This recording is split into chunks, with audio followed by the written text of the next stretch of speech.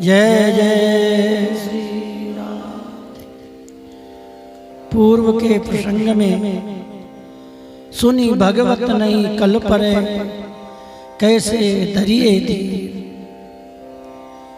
ये पूर्व के प्रसंग में भगवत जी महाराज अपने मन को समझाते हुए कह रहे हैं कैसे धैर्य धारण करें।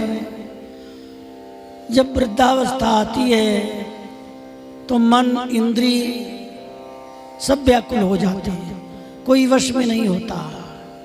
विषय रस इंद्रिय अजीर्ण, जैसे हम लोग कहते हैं अजीर्ण हो गया है। अजीर्ण माने ज्यादा भोजन करने पर उल्टी का मन करने लगता है, खट्टी डकार आती है, फिर कोई कहे और खा लो, नहीं होता, खाने का मन नहीं करता। इसी प्रकार से ऐसा अजीर्ण का रोग लग गया है कि भक्ति की भूख नहीं लग रही। विषय रस इंद्रिय अजीर्ण, इसलिए अब इसका भवन कराओ। जो मैंने विषयों का भोग किया है, इन विषयों की भोग की आसक्ति नष्ट हो जाए और सब विषय बाहर चले जाए, मन में विषय की कामना न रहे।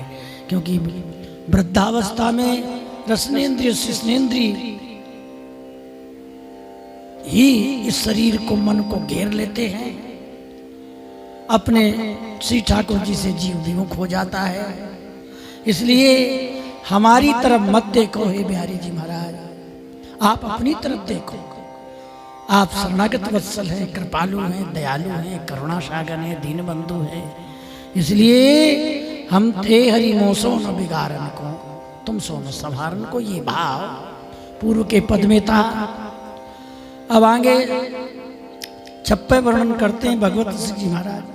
इसे है सातें पावे रीति रस श्री स्वामी हरिदास जी की। यहाँ भगवत जी ने 7 सिद्धियों का वर्णन किया है, जो वृंदावन धाम, नित्य वृंदावन, वहाँ प्रिया प्रीतम नित्य बिहारी बिहारी, जहाँ क्रीड़ा कल्लोल करते रहते हैं। महापुरुषों की भाषा में जिस लीला का नाम नित्य विहार है, वो नित्य चलता रहता है, कभी भी प्रलय पर्यंत भी वो लीला रुकती नहीं है। 24 अवतारों की लीला में तो कुछ रुकावट भी आ जाती है, किसी कारण से अवतार लिया और अपने धाम चले गए, लेकिन ये लीला नित्य रहती है। तो वो 7वीं सिद्धि पर उसको प्राप्त करने का, भाई छत पर बैठे हैं, अब हम लोग चाहें कि जमीन पर बैठे, जमीन से सीधे पैर ऊपर करें, तो ऐसा तो हो नहीं सकता। सिद्धि बाई सिद्धि चलेंगे। तो नित्य विहार प्राप्ति, नित्य विहार कहाँ है? बोले 7वीं सिद्धि पर ऊपर बैठा है, विराजमान है। उसको क्रम बनाया है कि पूर्व भूमिका में हम साधकों को कैसे करना है कि वृंदावन की नित्य विहार की प्राप्ति हम लोगों को हो। मूल विषय ये। तो क्या कहते हैं इसके लिए हमें क्या करना है? प्रारंभिक काल में बिहारिन देव जी कहते हैं, भक्ति करो भगवान की समझ सबे प्रभाव।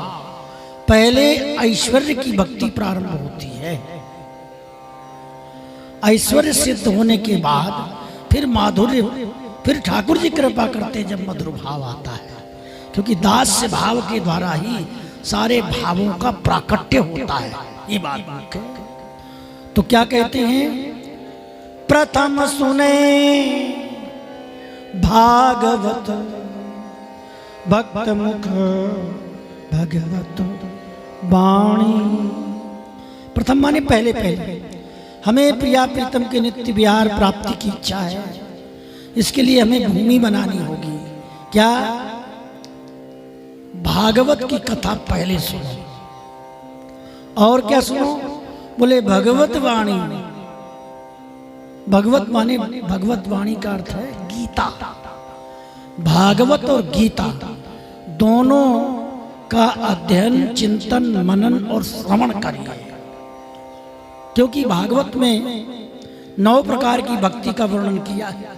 नवधा भक्ति, नवधा, धा माने दौड़ना, धावंती, धावन करना।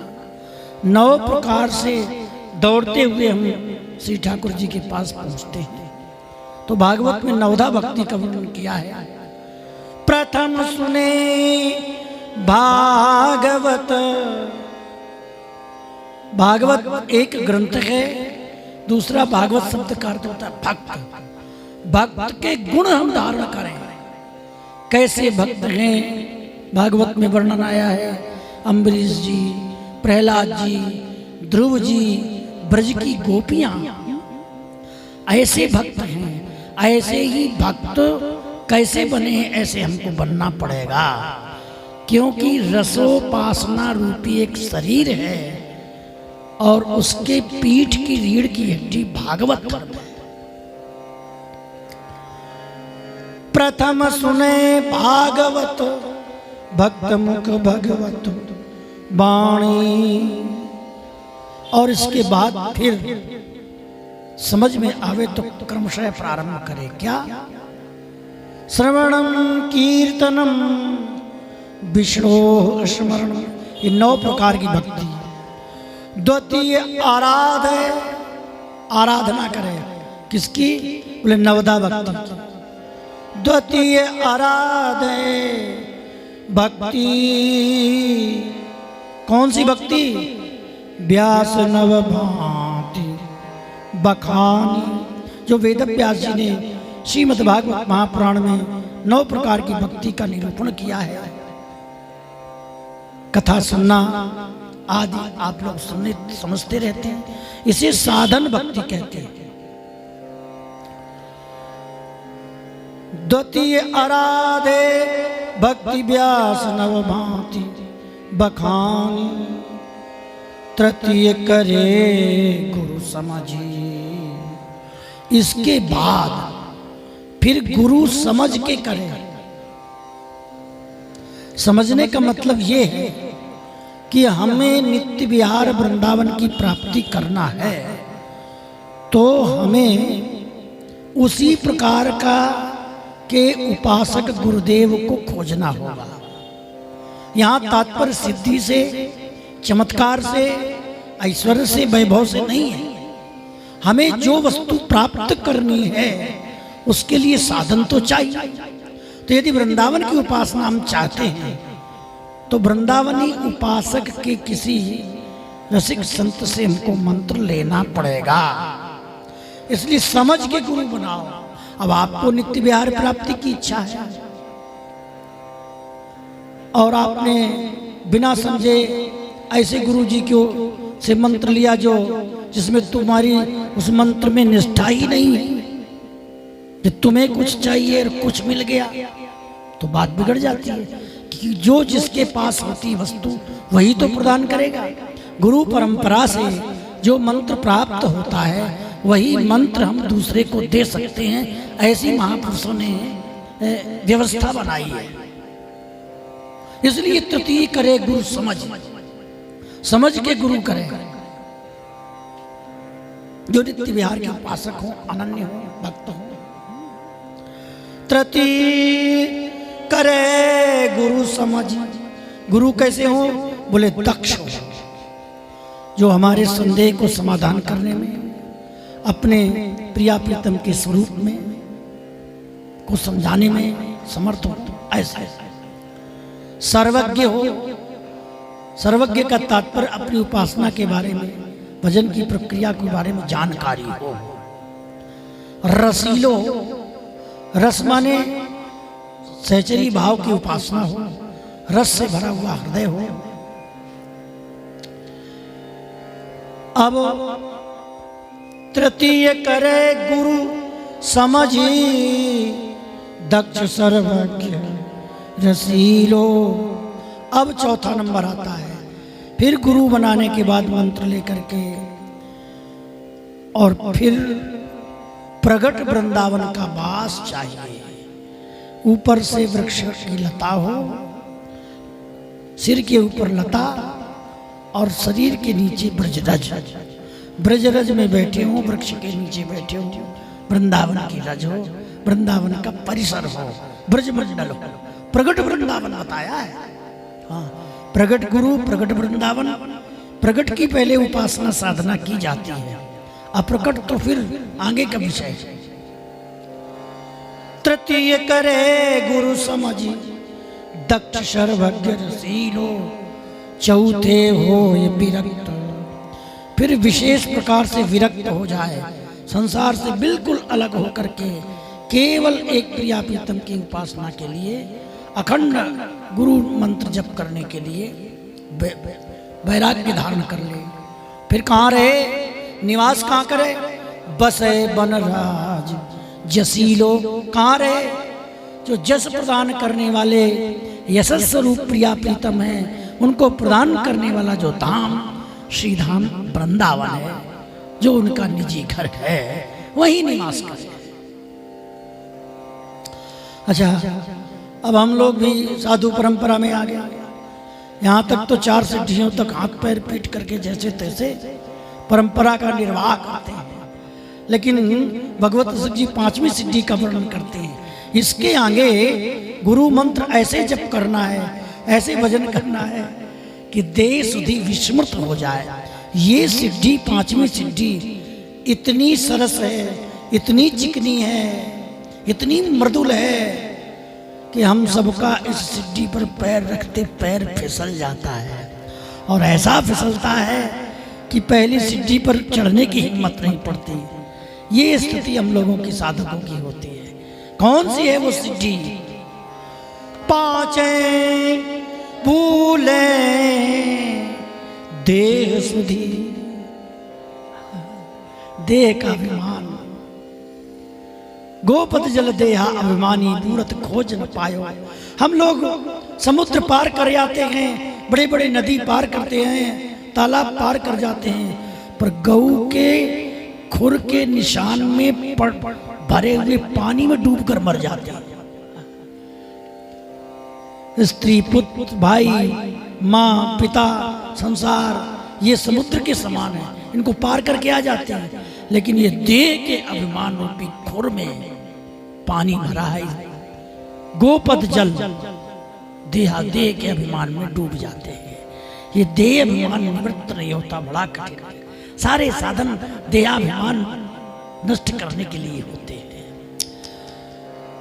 तो 5 भूले देह निज अपनी, हम पुरुष हैं, हम स्त्री हैं, इस पुरुषत्व का भाव को नष्ट हो जाए, हम स्त्री हैं इस भाव को नष्ट हो जाए, और हम हे श्री कृष्ण आपके नित्य दास थे, सेवक हैं, ये भाव प्रकट हो जाए। अब गोपियां इस सिद्धि को पार कर गई। अभी हम लोग गोपियों की सिद्धि पर पहुंचे नहीं। बातें चाहे कितनी भी बना लें, वो विषय अलग है। साचे प्रेम को गुरु गोपी, बिहारी देव जी ने कहा सच्चा प्रेम प्राप्त करना है तो हमको गोपियों को गुरु मानना। गुरु माने भजनदार, श्रेष्ठ। गोपी प्रेम की ध्वजा, गोपियां प्रेम की ध्वजा है। गोपियों का शरीर पड़ा है ब्रज में, लेकिन उस शरीर से एक दूसरा दिव्य शरीर निकल करके रास में पहुंचा है। श्री कृष्ण के साथ वो शरीर रास में सम्मिलित है। ये है गोपियों की विचित्र स्थिति। यहां हम गोपियों की बातें तो गोपियों की करते हैं, पर समझ में नहीं आता गोपी है क्या। भाई गोपी न कोई शरीर है, न कोई स्त्री है, न कोई पुरुष है। गोपी तो एक सिद्ध महात्मा की साधना का फल है, गुप्त है, जो दिखाई नहीं देता। ये भाव भागवत में है महाराज, 10वें स्कंद में। तो छठे भावना रास की। अब ये सिद्धि देह सुधि जब भूल जाते हैं, तब सखी भाव प्राप्त होता है, गोपी भाव, तो रास का दर्शन होता है। अब ये भागवत में 6 सिद्धियों का वर्णन किया है, लेकिन हमारे स्वामी श्रीहरिदास जी की परंपरा में एक सिद्धि और आगे बता रहे हैं।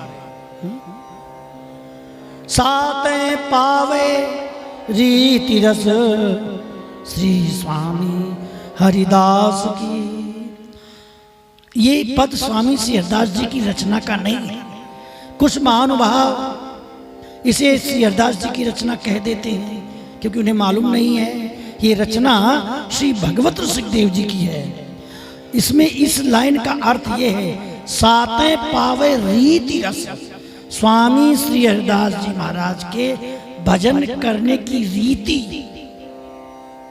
रसमय रीति जो है वो इसके आगे है। नित्य विहार, जो नित्य वृंदावन में नित्य एक रस रहता है, उसी की प्रतिच्छाया रूप में रास का स्वरूप वर्णन किया है। तो रास के आगे इस सिद्धि का नाम लिया है। ये महापुरुषों की वाणियों में इसका विस्तार है। हरिव्यास देवाचार्य जी, श्री भट्ट देवाचार्य जी, श्री हित हरिवंश जी महाराज, चाचा वृंदावन दास जी, ध्रुवदास जी महाराज, श्री हरिराम व्यास जी, स्वामी श्री हरिदास जी, अष्टाचार्य चरण, इन्होंने नित्य विहार का उपदेश किया है। इन महापुरुषों की वाणी का दर्शन करने पर ही इस लाइन का विधिवत अर्थ हम लोग समझ पाते हैं कि इसका तात्पर्य क्या है। तो साते पावे रीति रस श्री स्वामी हरिदास की, श्री स्वामी हरिदास की, श्री स्वामी हरिदास की। ये भगवत जी महाराज का छप्पे। अब इसके बाद ये सब समझने के बाद आगे की साधना कैसे करनी है। बोले कुंजनते उठ प्रात गात जमुना में धोवे, निकुंजों से उठ करके और सुबह सुबह यमुना जी में स्नान करे। साधन प्रक्रिया, इस शरीर से साधन प्रक्रिया का वर्णन करते हैं, कैसे इनको साधना करनी है। अब इसका भाव आगे के सत्र में करेंगे। बोलो वृंदावन बिहारी लाल, जय जय श्री